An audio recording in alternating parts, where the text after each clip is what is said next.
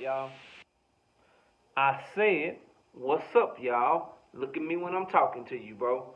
Nah, I'm just messing with y'all, man. This your boy Knockout Boxing 86 TV, and we in here. So check this out, bro. Before we get going on our video, smash the like button, subscribe to the channel if you're new here, share the video, turn on your notifications, and follow me on Twitter at KOBoxing86TV. If you got a breakdown or if you got a prediction that you'd like me to do for you, knockoutboxing86 at yahoo.com is my email address. But let's get it popping. Let's get into today's video. And today, Dmitry Bivol says Canelo can want a rematch all he wants. But Bivol ain't interested, man. Bivol ain't interested. Let's talk about why he ain't interested in fighting Canelo again. Bivol says this, man. This was the interview that he did with Fight Hub. He says he wants a rematch. It's not a surprise to me because he's a champion. It's okay for him that he wants revenge, of course. The better way for me is to move forward, move up. We can talk about a rematch, but it's not interesting to me like it was before. Look, man, Dmitry Bivol is telling Canelo and them, like, look, man, you old news, bro. You old news. I already beat you, so I'm not interested. I'm moving forward. You know, he's looking for a Zerto fight, which is already coming, which he needs to focus on. He needs to focus on right now. And he's looking to hopefully unify with Beterbiev, bro. Why would you go back to fight Canelo if you know that you were better than him, bro? Like, there's no point in Dmitry Bivol fighting Canelo again unless he's just fighting Canelo for the money. Because we all know the outcome to that fight, bro. Like, there's no, like, you tell me if I'm wrong, but I didn't see any adjustments that Canelo Alvarez can make to win that fight. And just to be real, Canelo, he needs to continue to fight at middleweight. Super middleweight. He may even need to consider seeing if he can make 160 again, because at 175, like, all those guys is too big for him. He can't do nothing with Zerto at that weight. He damn sure can't do nothing with Beterbiev. And guys like the Canelo Alvarez that showed up to fight Triple G this second time, and the one that we saw against Dmitry Bivol, tell me guys like Joshua Buatsi and Craig Richards don't have shots against him, man. Tell me Anthony Yarde ain't got a shot with his athleticism and his power to beat Canelo, man. And Canelo, because Canelo, like, come on, man, the gas tank. And y'all know he looked bad against Triple G, bro. Stop playing with me. You only as good as your last fight. Is Canelo by far more experienced, more accomplished?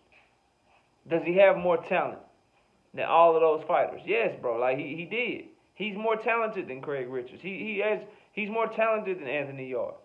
He's a better fighter. He'll always be remembered as a better fighter than somebody like Joshua Buatsi. But can he beat them right now? The Canelo that showed up against Triple G, the Canelo that showed up against Dmitry Bivol, like, he got issues, man. And I said this, and this ain't no hate or nothing, bro. When you jump up and down in weight like that, man, and you put on extra weight, then you take it off, then you put on extra weight and you take it off, you know, fighting at 160, then going to fight Chavez Jr. at 164, then back down to 160, then up to 175, then down to 168, up to 175 again, back down to 168. When you do that shit, that is a toll that it takes on your body. Your body is not made to just add muscle, take muscle off, add muscle, take muscle off. Be this big, be that big. When you competing at a high level, it messes with you. And his gas tank has looked depleted for the last two fights. For the last time it looked like he had a good gas tank was against one of the super middleweights, where at the highest level he got one of the most questionable gas tanks, and that's Caleb Plant. That's the last time that we've seen Canelo Alvarez look like he had a lot left towards the end of a fight. Straight up and down. But he was able to go forward the whole time. Caleb Plant wasn't aggressive at all, and he was able to fight in a comfortable fashion. Anyone can look like they in shape when they are comfortable in a fight. But your conditioning comes into play when someone's able to push you back. When someone's able to do things and make you be uncomfortable, and he did that against Bivol. And then in the Triple G fight, he was still able to come forward the whole time, but he even looked tired towards the end of that fight, and Triple G started turning up at the end. Not because Triple G was in great condition, but because Canelo just gassed out towards the end of the fight, and Triple G wasn't even really challenging him throughout the entire fight, bro. I say all that to say that it makes sense to me why Bivol don't want to fight. Because Bivol is coming across as somebody where the money is great, but he ain't fighting for the money. He got his big bag against Canelo. Sounds to me like he's much more interested in fighting for his legacy, trying to unify his division. And I think Canelo needs to worry about trying to continue to reign supreme at 168 pounds because the sharks are circling. Your mandatory in the WBC right now is David Benavidez. Zach Parker and John Ryder are fighting for the interim WBO. I believe that is the route that Canelo will go. I think he will defend his WBO and undisputed crown in 168 against the winner of John Ryder and Zach Parker. That's what I think is happening.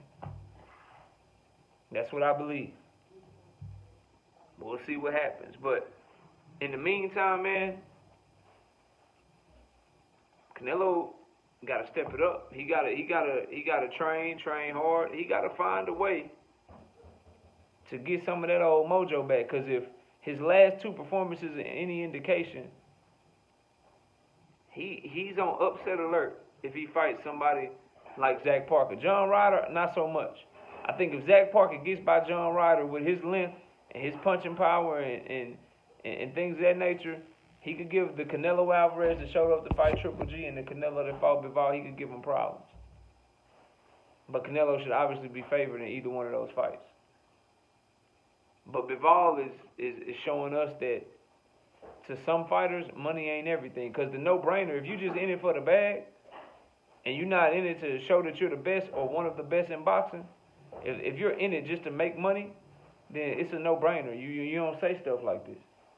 Now, the other school of thought is that he's saying it to try to gain some sort of leverage. Try to act not interested, maybe jack up his price, maybe do that. I just don't believe Bivol is that type of person. He's come across as a straight shooter. He don't come across as somebody that's going to lie to you. And I believe him when he say he's not interested, he want to move forward and do other stuff. I believe that until proven otherwise, because I believe people until they show me that they a liar. Then we take that trust away. Then we look at everything you say with a skeptical eye and listen to everything that you say with a skeptical ear. But as of right now, Dmitry Bivol has given us no reason to think that he's going to go back on his word and he don't mean what he's saying. And if you're Canelo Alvarez, you go back down to 168. Let's say you fight. He's only like 31 years old, Canelo. So let's say you fight the winner of Zach Parker and John Ryder. Then what?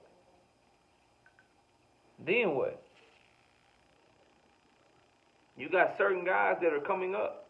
You got certain guys that are in a position to fight you, and it's the fights that we want to see. So I'm very, very interested to see what Canelo Alvarez's next move is. Looks like one of those chess pieces has been taken off of the board. Dmitry Bivol is not interested in fighting him. And we'll see. But y'all let me know what y'all think, man. Comment down below, smash the like button, subscribe to the channel, share the video, turn on your notifications, and go follow me on Twitter at KOBoxing86TV. I appreciate y'all watching. Enjoy the rest of your day, and with that, we out of here. Peace out.